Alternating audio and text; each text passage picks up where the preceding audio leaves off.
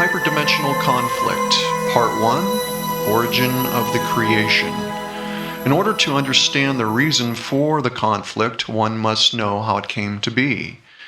It all begins with knowing who and what the creators are. Firstly, one must accept that spirit is what animates all things. It is the reason for what is called creation. Secondly, one must understand what creation is and the process of how it comes into being. Now, as a footnote, there's no reason to get hung up on terms such as spirit. You simply may call it energy if you wish. Although, as this unfolds, so will your definitions broaden. Who are the creators? Well, the simple answer is immortal spiritual beings. What is an immortal spiritual being? Simple answer, a formless, non-entity, all-knowing, all-powerful. Now, the most important aspect here is to understand that the immortal spiritual being becomes the very thing it believes it is, wants, or believes it should be. The immortal spiritual being's source of power comes from the very creational energy that flows through them, which some have come to call source. But source is not independent of the immortal spiritual being, but part of the whole of what they are. Now, what some call source, others may call creational energy or spiritual energy. Different names, same thing. The energy flows through the immortal spiritual being according to what is determined by the immortal's focus of desire. Now, for those who may ponder the thought, only if we knew how energy worked. Well, this is how it works. Think of the beginning of a creation, the origin being that like a dream state, because literally that's what it is. It's a dream or an illusion appearing and disappearing through the imagining of the immortal spiritual being. So in order for it to become denser or more concentrated sense of reality, it must have a continual flow of creational energy into it. Hence, when we look at the creation, we see multi-layers or dimensions found within it. These are varying degrees of densities, or rather, should I say, frequencies, making up the whole of the creation. We have creations within creations within creations, mirroring or paralleling itself through various degrees of shifting within frequency and density. So, in order to perpetuate the creation, there must be this ongoing, incessant focus to the uttermost detail on the behalf of the Creator. Now, the beginning process of this, from the outside perception or within what we considered as being measured time, this would be a very, very long period of time. Trillions, hundreds of trillions of years measured by Earth years or whatever. The point is that it takes quite a while for this to take place if we're, again, to observe it through measured time. But some things within creation can happen quickly, whereas the creation itself takes, a great amount of energy and ongoing effort to maintain. The Creator becomes an extension of itself by becoming part of the creation. This is part of what enables the creation to exist. Okay? The immortal spiritual being is now embodied in the creation. It has expanded itself by projecting of itself into the very thing it's creating. Now, I say creating because a creation is an ongoing process. It must be ongoing for it to continue to exist. Again, there must be an ongoing focus of uttermost detail in order for creational energy to flow into the creation. Now, remember, creational energy is the reason why it's existing. It has to have that continual power source taking place. And so the question here comes to mind, so how is this maintained? Well, the simple answer is interest or obsession. That is to say, an obsessive need for it to be or a passionate desire for it to exist. What is the process of this creational energy, being fed into the creation? It's the same thing. It's interest. Now, interest is maintained basically through drama and pretending. That is to say, acting. The being acts and behaves as if they were something other than what they truly are. And within this process, there's a stirring up of conflict and contrast within the creation to maintain that focus of interest. There has to be this passionate focus of interest to continue. And this is the process, part of the process that is required in order for the creation to continue. There has to be this interest. So there has to be drama and there has to be conflict. What we come to understand as conflict in contrast within our definition here is maybe not the same thing that with what I'm trying to communicate here. I'm using terms to try to create images in your mind and give you ideas, but don't be so literal in regards to how you interpret what I'm saying, okay? So there needs to have this stirring up of conflict and contrast within the creation to maintain that focus of interest. Remember, the immortal spiritual being, its essence is now personified through the expansion within and throughout the creation. It has become its creation at the same time it exists outside of the creation. Again, the immortal spiritual being becomes the very thing it believes it is once or believes it should be. Now, as a side note, I'm sure a question comes to mind pertaining to the immortal spiritual being's source of power, or what is called source, God, creational energy, spiritual energy, whatever. In other words, where does it come from? Now, this question has been somewhat already answered in a previous statement. Source is not independent of the immortal spiritual being, but part of the whole of what they are. In other words, creational energy is the reason for the being, that is to say, all-knowing, all-powerful. The more that spirit energy flows through the being, the more powerful and able that being becomes. So creating is necessary for the expansion of that being. Okay, now I'll use the word expansion over the word evolution, because beings that are all-knowing and all-powerful don't need to evolve. They just enlarge. And that's the reason why I use the word expansion. I'll try to make that more clear as I continue. Okay, the immortal spiritual being becomes the very thing it believes that it is, that it wants, or believes it should be. I'll keep repeating that over and over again because you'll see how relevant that will become in regards to the state of our incarnation here on this planet. This is not through evolution. Again, that's my conviction. This is rather through conformity, okay? There isn't spiritual evolution, only transmutation.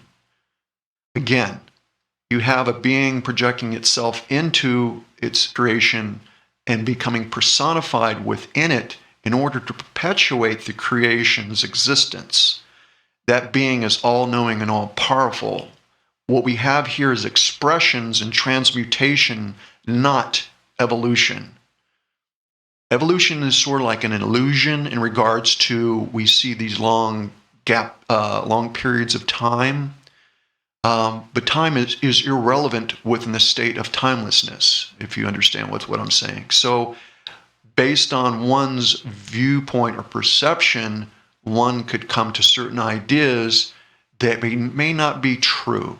The other aspect of the creation being perpetuated is through agreement and co-creation. Although a creation may begin as a solo effort, other immortal spiritual beings will join in through collaborative agreement to ensure its success. In other words, an immortal spiritual being, singular, may begin the dream, but then others participate as co-creators within the origination of that creation or the creation, therefore fueling it with creational energy. The more immortal spiritual beings that enter the project, the more source energy flows into it. The agreement is that which is determined parameters within the creation. Now, as an example, that, okay, it is agreed upon that coarse matter or dense frequency cannot be destroyed. Rather, it transitions form. Okay. Again, the question, what is the immortal spiritual being? Before elaborating on this question, I would like to interject. There are those that teach that spirit is born. I don't agree with that because I don't see how it fits into the big picture. No offense to those individuals, but I just don't see it that way. I mentioned when creating, the immortal spiritual being projects itself into the creation. Now, that means all of the creation. To say that the immortal spiritual being is multidimensional is like saying a galaxy is a light bulb. In other words, it would be an unfair comparison. So the immortal spiritual being becomes all things and occupies all things in the creation. Yet, it still remains outside of the creation at the same time. So spirit is not being created here, but rather it's subdividing itself, conforming itself to various expressions with the ongoing creation, but always being connected on the outside of the creation, independent as well as part of its complex. Because again, you could think of it in terms of multidimensionality, but there's way much more to this than that. One can think of this as being a higher sense of self, I guess. You could look at it that way.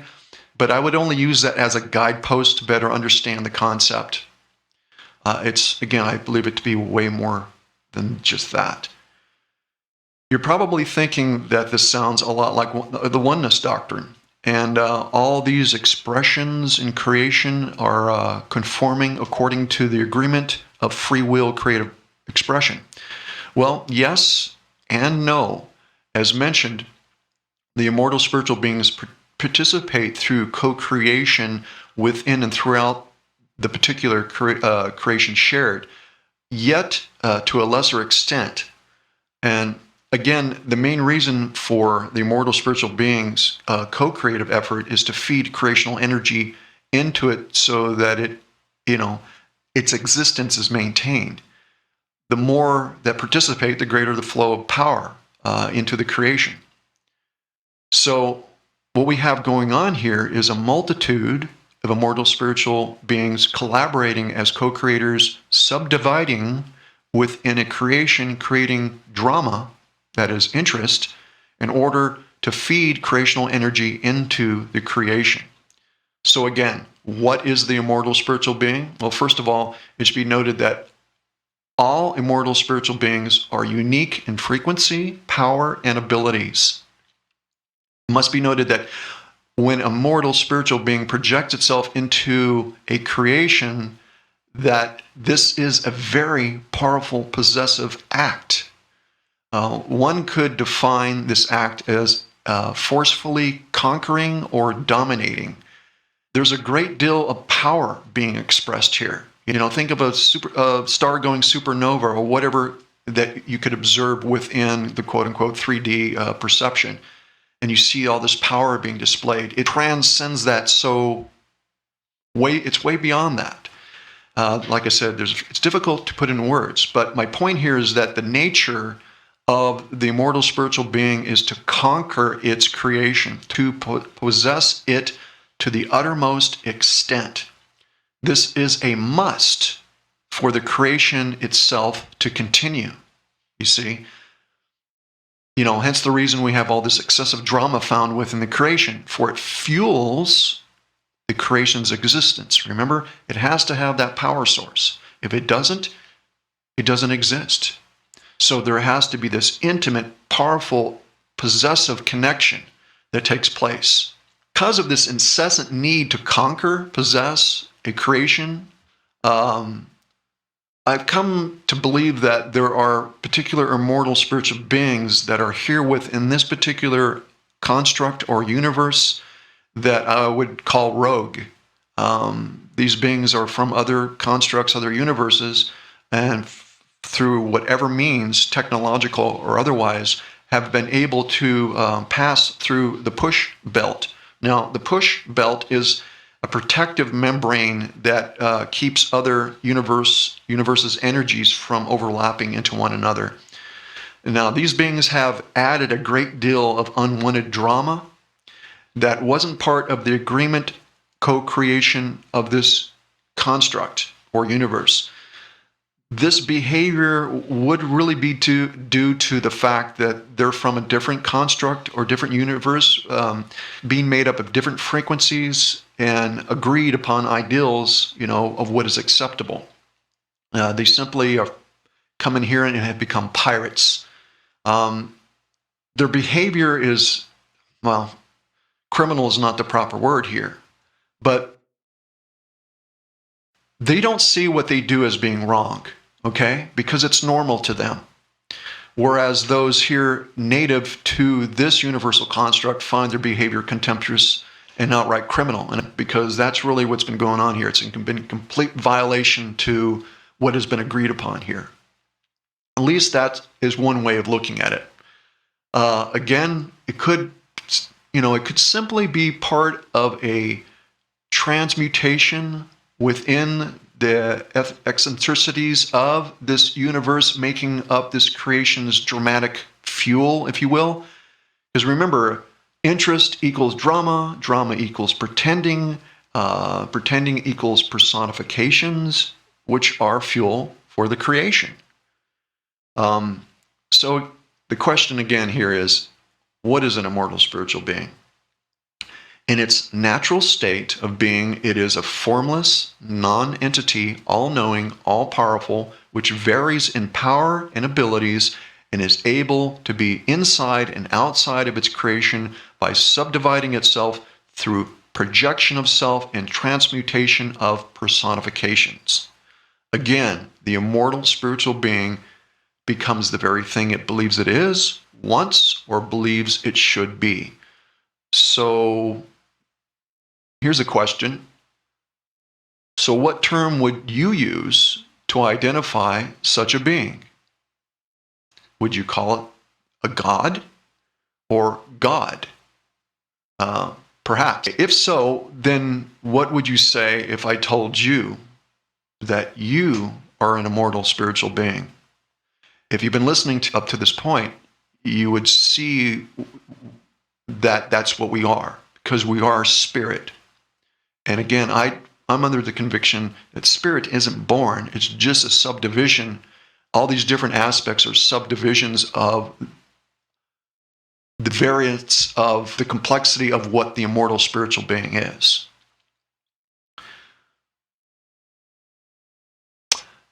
So then the idea, / concept of human, you might ask this question, is simply just a personified expression. And the answer to that would be, yeah, absolutely. Human is just a concept. It's not what we are. It's the same reason that, when you get in your car to go drive down to wherever you're going to go, to work, if you're going to the store, whatever you use it as a mode of transportation, you're not the car. It's just a vehicle. Well, same with the body. It's just a vehicle. And in the next segment, I'm going to focus on these bodies, not just the human body, but all bodies and all forms, and try to explain, based on what I understand, the origin of this stuff. So, Until next time, thanks for listening, and peace.